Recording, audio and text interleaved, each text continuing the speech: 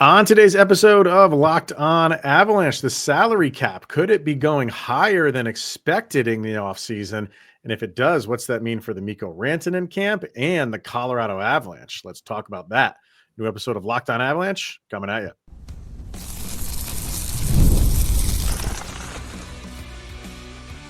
You're Locked On Avalanche, your daily podcast on the Colorado Avalanche, part of the Locked On Podcast Network, your team every day. All right, everybody, welcome to the Locked On Avalanche podcast, part of the Locked On Podcast Network, your team every day. I'm your host, Chris Maselli. With me, as always, is Mr. Shaggy Von Doom, Kyle Sullivan.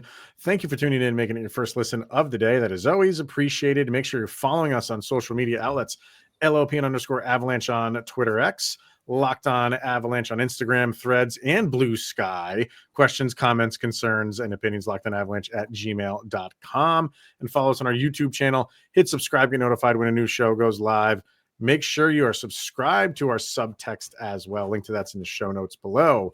When you do, chat with Kyle and I one-on-one. We get your opinion, everything Avalanche related, which we share on this very podcast.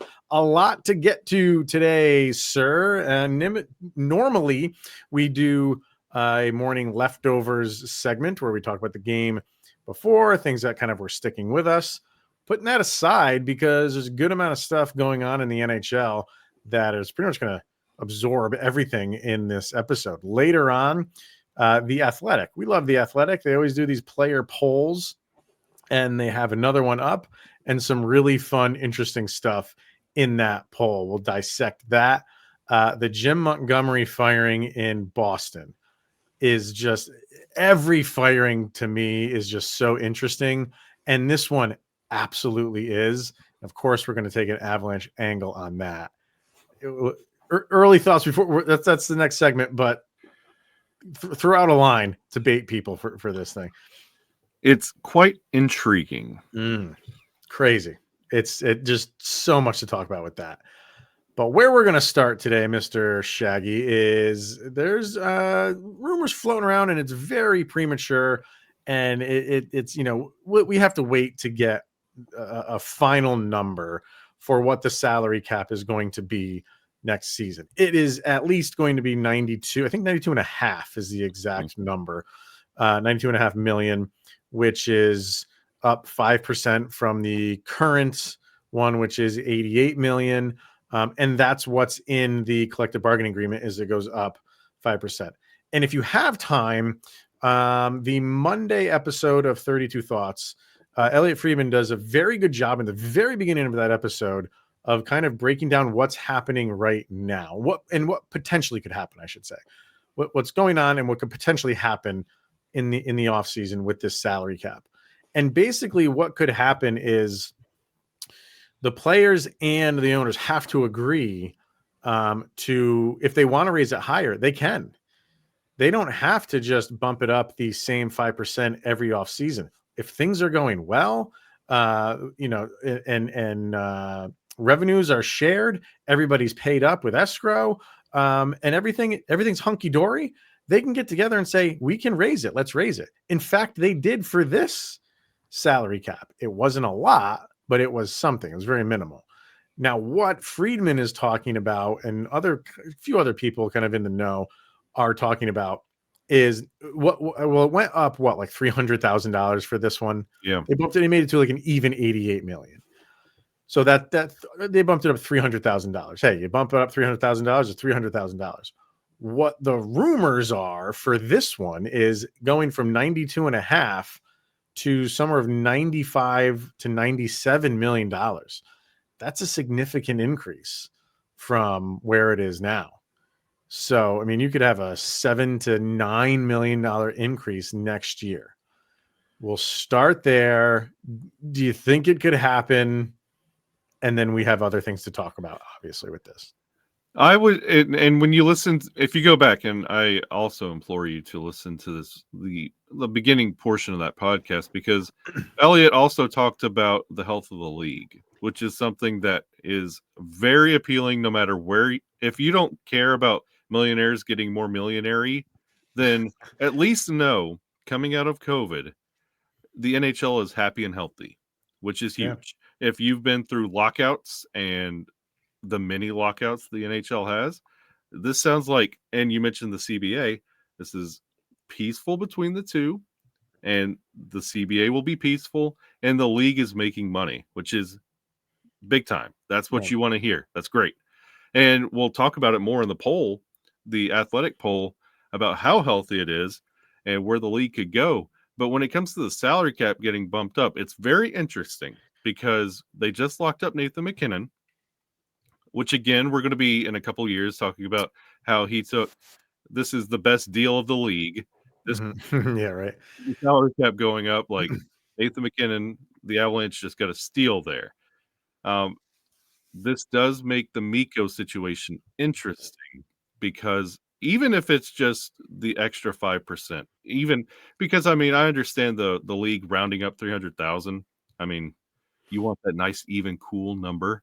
You don't want to have that little like the cents in there. So you round it up a little bit, but that's still weighing heavy on the Mikko contract where it can be, and you still don't know what's going on with Landeskog, what next year looks like for the Avalanche and what you can pay Mikko.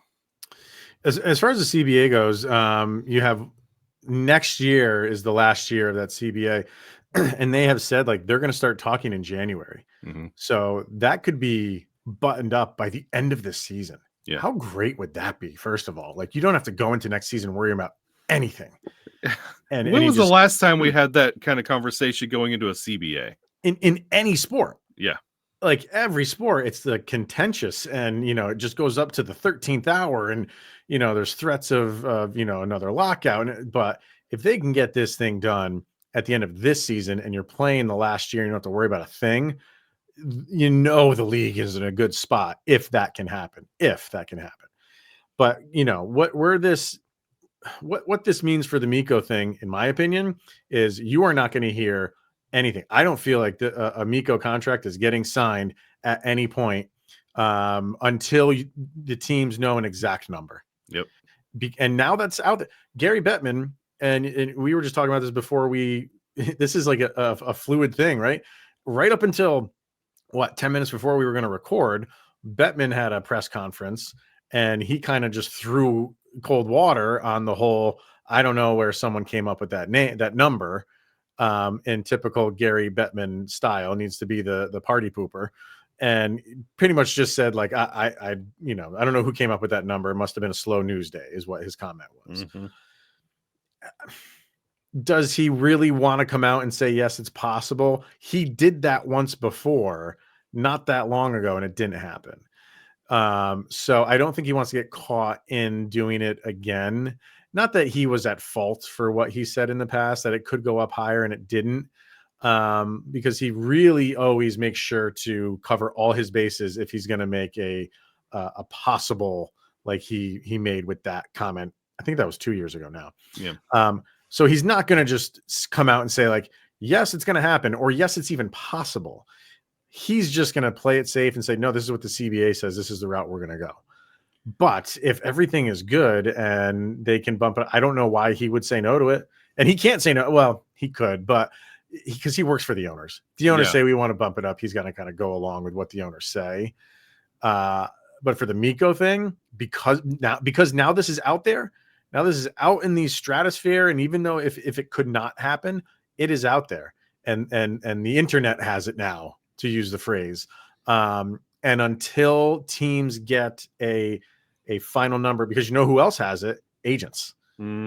Agents have it as well. So until there is a final number said, nope, this is exactly what we have to play with for next year, I don't think you're getting a Mikko contract extension signed until that happens. Yeah, and like with the news that came out and like Bettman's comments, like Bettman's a doofus. Let's just get that out there now. And and he said this because he also, that CBA is coming up, and he doesn't want you looking at his carrots that he has to dangle when it comes to the CBA meeting. Yeah. So he's just saying, maybe not. I don't know what you're talking about. Don't look at my carrots. But then Mikko is also hearing all this news, and he just turns and smiles at his agent. And there's like a nod. And when those CBA contracts and everything is settled and the dust is settled and they come out with this cap that's when you will hear the talks resume. Because as of right now, this all makes perfect sense where everybody's, why aren't we hearing anything about this contract?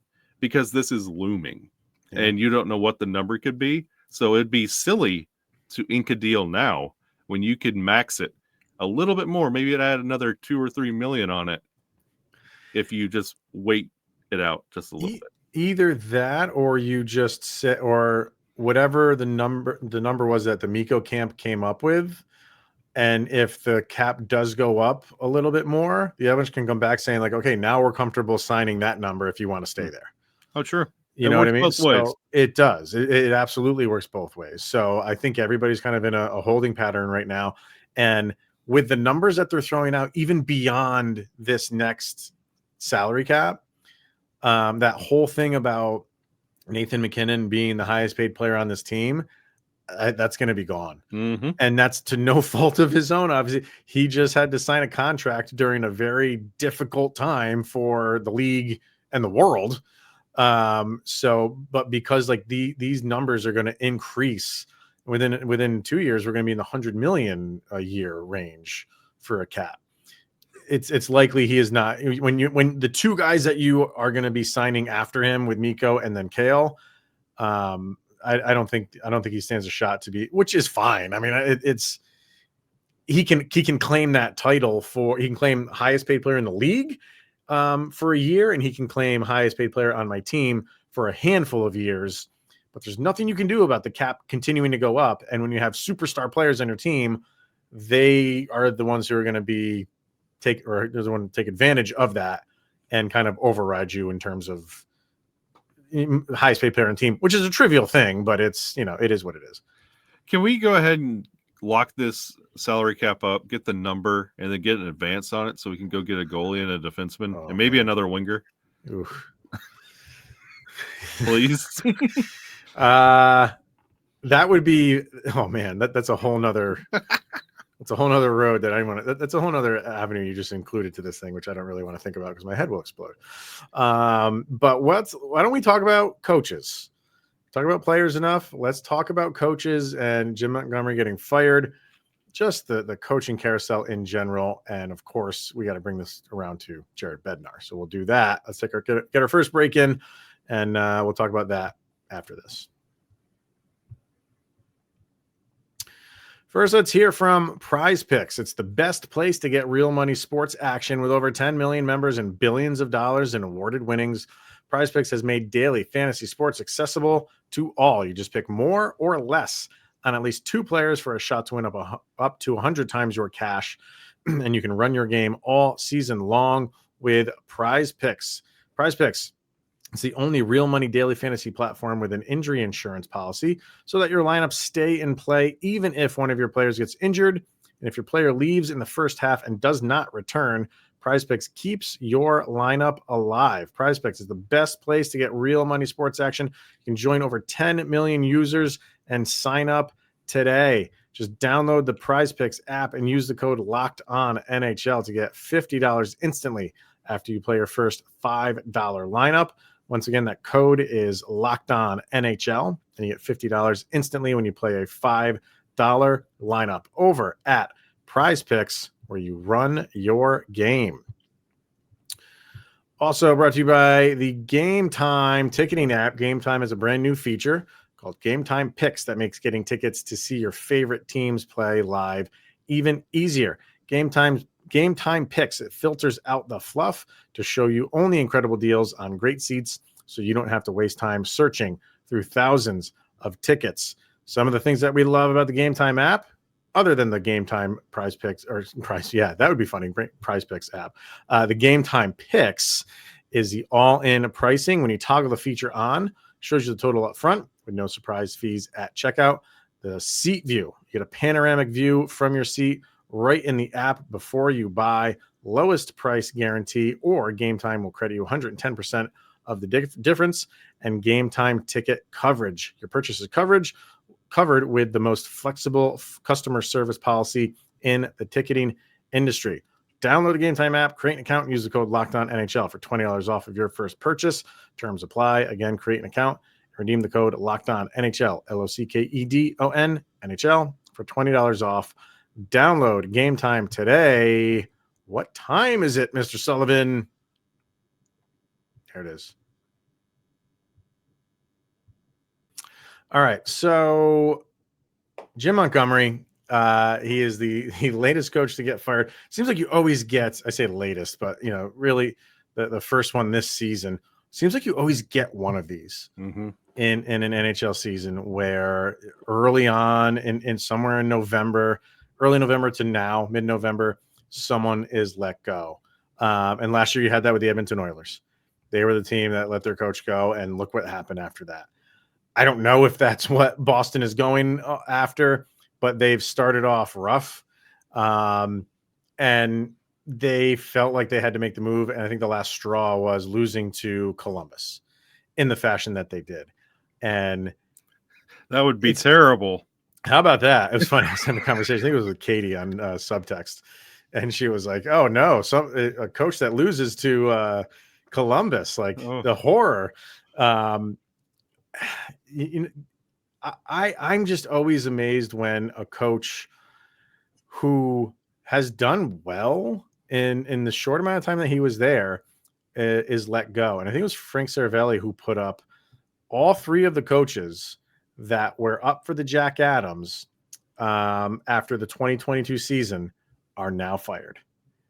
It's Montgomery, Hextall from Seattle, and Lindy Ruff. Lindy Ruff now has another job, obviously, but he was a nominee for Jack Adams.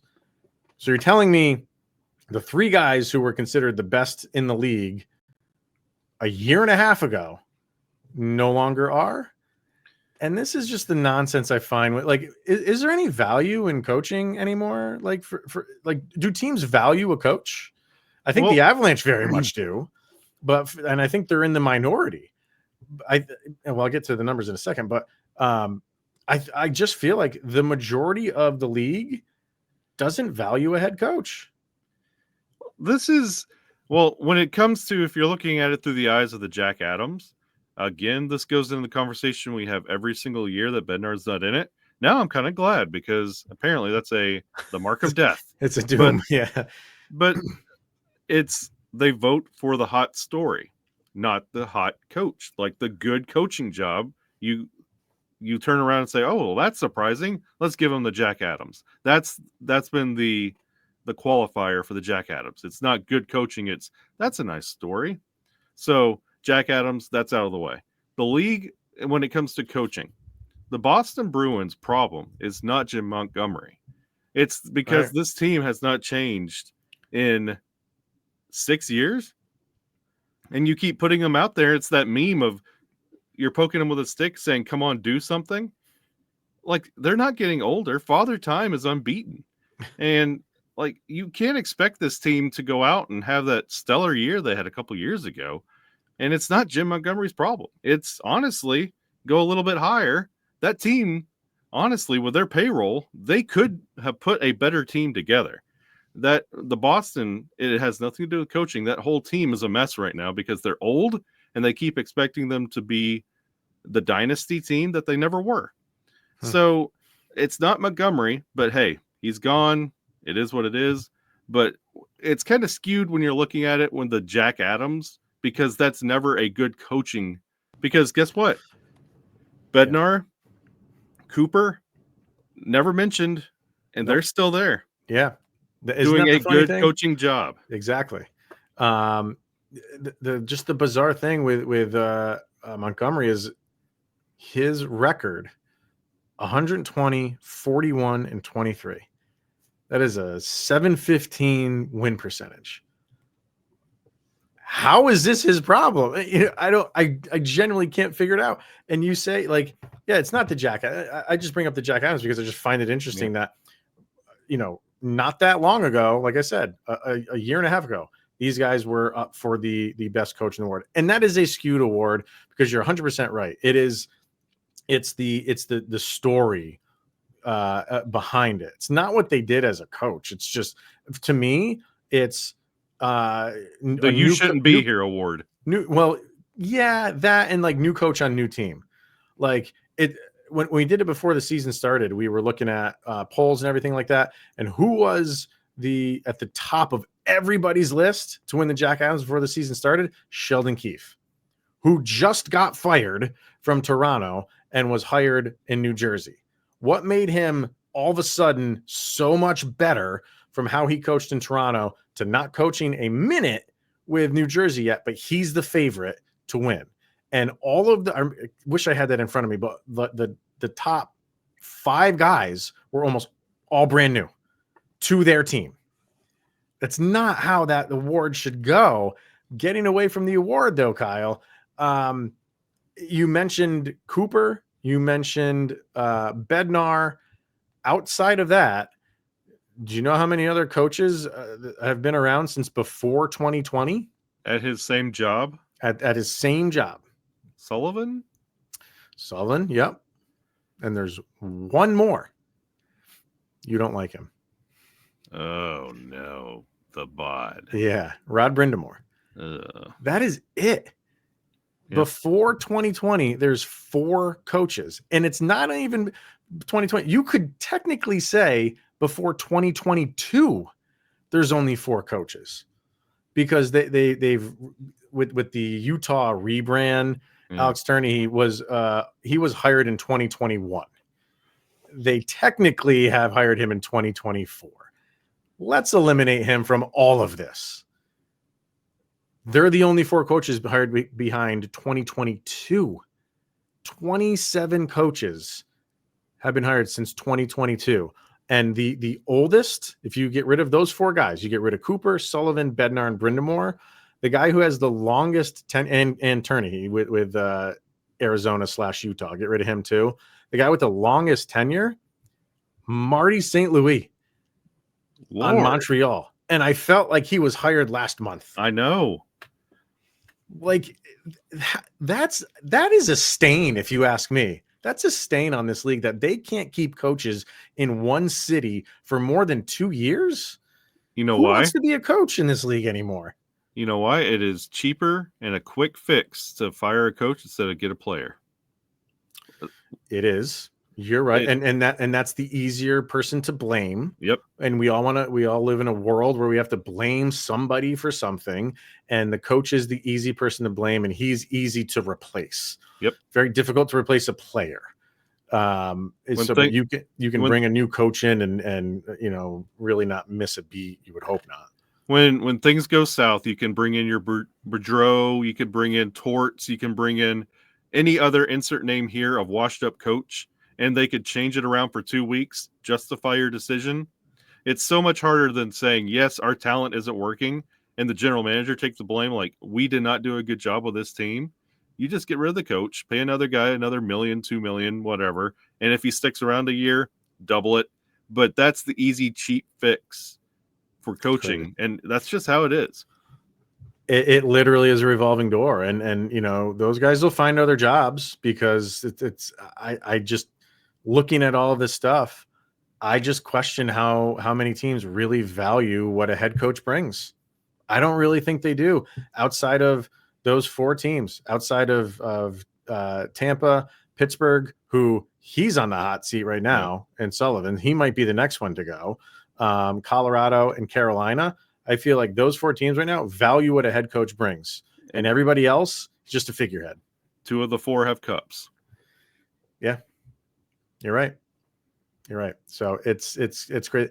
And here I am defending Jim Montgomery, and I am not a Bruins fan at all. Nope. At all. So I just think it's just a crazy time to want to be a head coach. It's just a thankless job in the NHL. St. Louis on the hot seat too, and it felt like he was hired yesterday, and they're already turning on him. It's possible. It's like rebranding and retooling takes so long in this league, but there's zero patience for the coach to grow with that team. Teams know it takes a long time to rebuild, and they feel like look how many he's on the hot seat now too. Yeah. Lalonde in Detroit, he's another one. And it's like, is it his fault, or when are we going to start putting blame other places when this team's been on a forever rebuild? But let's just blame another coach. I don't know. Or we're not going to rebuild till Sidney Crosby retires. I heard that. That was a fun one.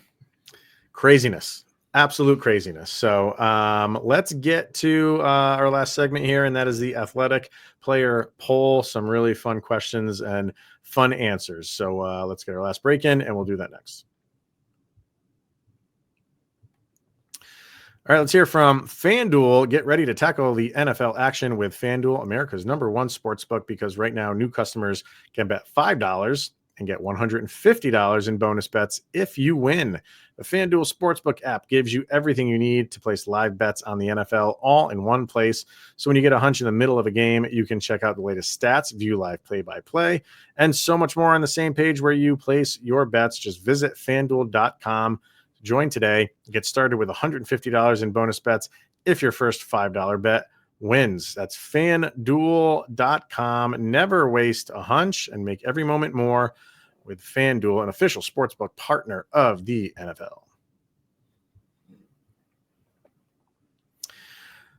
Poll time over at The Athletic. Always enjoy when they do these things. It is anonymous, fortunately or unfortunately, because there's some responses I'd love to know who answered that way. So we always like to kind of go over these, give our thoughts on it, and if there's anything that we can pull out of it. So let's dive right in. And the first one that they bring up is Ovechkin and Gretzky. Do you want Alex Ovechkin to break Wayne Gretzky's record?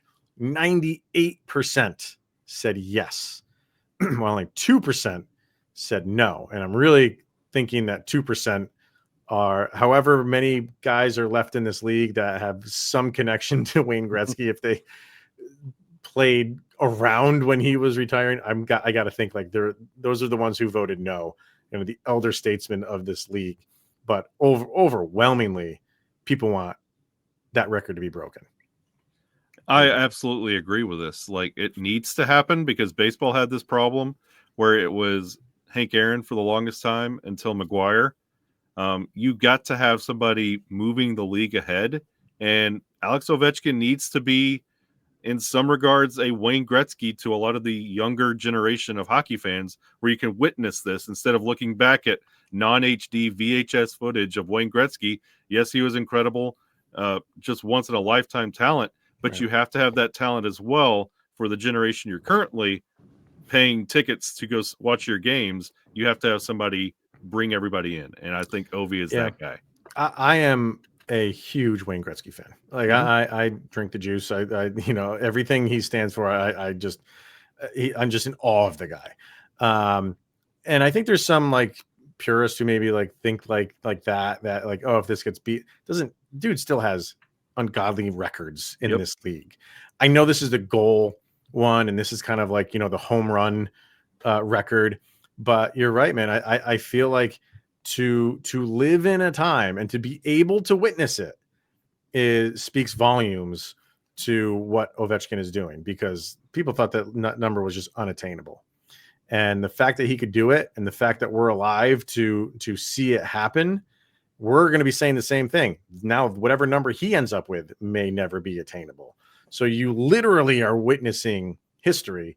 And I think it's a good thing, and like you said, it moves the game forward. It gets fresh eyes on it, and then you have all these guys still like to come. These younger guys that could potentially maybe go after it. We don't know how it's going to end, but there's so much good with the youth, and with Ovechkin, the elder statesman of the league. Everything is good progressing towards this. So I think it's a good thing, man. And some of the responses kind of show that. So you're muted. The anonymous 2% is wrong. There was one comment in here that said, yes, because I could say that I played against the greatest goal scorer to ever play. My first goal was in Washington, and he scored in that game too. It'd be cool to have our names on the same game sheet. But I think that's another way to look at it. Like, these guys want to say they played against the greatest goal scorer ever. Yep. And this is also the snapshot that you're getting to see. So these up and coming guys that are coming in the league, like, oh, I could score more than him, and then you're firing up the next generation. Yeah, that's how it goes. Are you opposed to the NHL having more injury transparency? Are you opposed to it? That's the question. 67% said yes. 33% said no. I am well, from a fan point of view, it's like I'd love to get a little bit more info on what the injury is, get a little bit more specific. I completely understand why they don't. Yeah. Because if you make that known, these guys are going to go after that injury. It's Yeah. just a fact. It's just the way that the game is played. And it works both ways when it comes to these deals. It's like, how hurt were you? Like, you missed this stretch of games. Why? You could just say LBI instead of, well, I tweaked my knee, or is this going to be a problem going forward? No, if you could just get away with LBI, UBI, you're fine. So it's a bargaining chip. Like, as fans, we should be used to it by now. Like, I know everybody wants answers, but honestly, as long as they come back, it's fine. Like what's more important? Like, okay, let's use Cale Makar. Is it more important for you, the fan, to know that he has a ankle injury, or is it more important to protect him? Yeah. To not make that ankle injury worse because you got some goon on the other team who's going to go after it. Seriously, like, you'll sleep just fine not knowing that what specific body part that Cale Makar has injured. Yep. You'll be just fine. So I'm surprised that number is not higher, to believe it or not. Should the NHL expand to 34 teams? 80% said yes, while 19.5% said no. I know where you stand on this.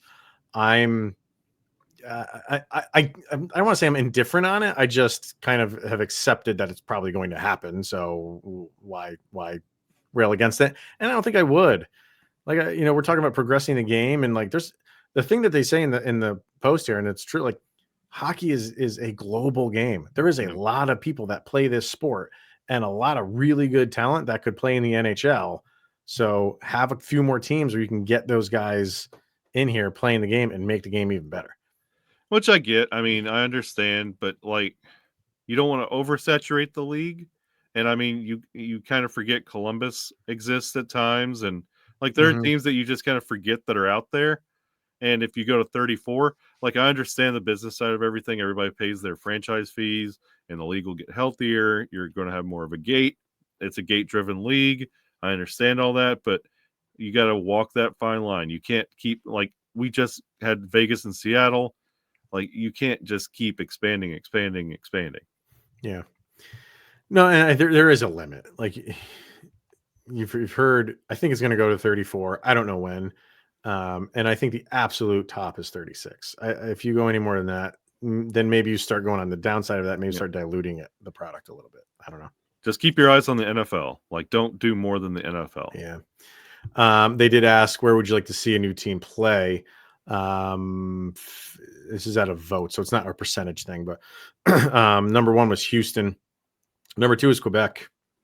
So people want to see a team back in Quebec. 3 was Arizona. 4 was Atlanta. 5 was another team in Toronto. So Houston seems to be the team that's getting a lot of publicity for an NHL team. So it might happen. Houston Aeros, bring that team back. Ooh, that's there you go. A great team from the early minor days. So bring back Houston Aeros and bring back the Nordiques. Yeah. Give the Avs another rival. One person said definitely not Atlanta. We've already seen that one fail enough. So Green Bay is on here. What do you think of that? That would be awesome. That'd be interesting. That would be awesome. It didn't get a lot of votes. So let me see how many it got. It only got 2 or 3 votes. Yeah, but someone threw that out there. The Green Bay Hackers. Yeah. Why not? Grade, I love this one. Grade the quality of the Fanatics jerseys. I want to do partial percentages here. So 52% said A, 34% said B, 13% said C, 0.6% said D. So basically, like, one person said D and nobody said F. So more than 0.5%, really, if you want to include A and B, 85% are in that realm. So it seems like overwhelmingly they're positive, which is a good thing after the Major League Baseball debacle that they had. So players seem to enjoy it. I've I'm a jersey freak, so Mhm. I've done a lot of research into the process and the reviews and Fanatics for everything you want to say about them. They went over and above for these jerseys and to make sure these were right, and commend them on the product they put out there. And I will have one eventually. They have a good amount of quotes in here. So someone that said A said, I actually like them. I can't tell the difference. And I like our practice jerseys. I think they're cool. Someone that said C, I'm not a huge fan. I don't think they're that great. I find them a little uncomfortable and bulky. One person that said B, I don't think they look as cool because the old ones had dimples on the shoulders. Oh yeah, I miss those those. little cosmetic things. So one said B, they're a little heavier, a little stiffer. Where's the one that I absolutely someone said for the A said they feel exactly the same. Here's my favorite. And I put this up on social media. So they said B, and their comment was, I didn't actually know we were wearing Fanatics jerseys. That is why I want to know who do you like? To me, that's someone like Ovechkin. That's who just doesn't care. That sounds like Zegras to me. See, I don't think so. I think the young guys, like they're in the know. They know exactly what they're wearing. They want to look. They want to see the difference. I think it's the older guys. I think it's like Ovechkin. He doesn't care. He just give me a jersey, I'll put it on. Or like Marc-Andre Fleury. Like guys like that. They're just like I don't care what the who makes these things. I just want to wear it and go out and do my job. So I thought that was a hilarious answer. Yeah. Hilarious answer.